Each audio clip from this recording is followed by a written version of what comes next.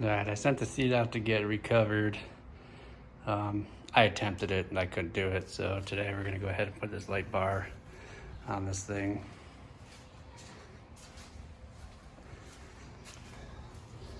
So see, I drilled out my hole for my switch. I went ahead and put a little spacer down here, a little one here, just to raise it up a little bit so I can get this light bar. If you notice, the center of the steering stem is raised, so I had to put these little shims in there, and then I raised it up one more of that, and then that's got the spot for the handlebar. I did tape these together, just makes it easier to deal with.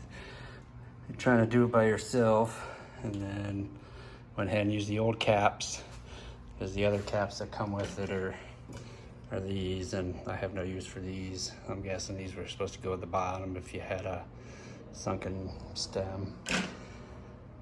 And we'll go ahead and get that back together.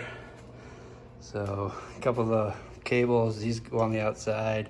It's pretty tight. I can loosen that up a little bit right there. I'll probably cut some of this off, and then the brake cable goes on the inside, and then all the other wires go on the outside.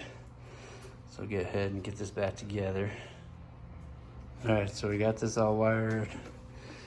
I shouldn't say wired in, but it's all, switches ran through there, ran it up across the bracket, and then back down. So we'll get the rest of this put on there. I don't think I'm gonna wire it because I got some plastic coming for that, so we'll see about that. Not sure yet. All right, got her all installed. The light, the bracket, handlebar risers.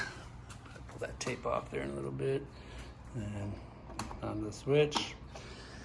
And then I just got it routed relay here to the battery, fuse block, and then just route it along the side there.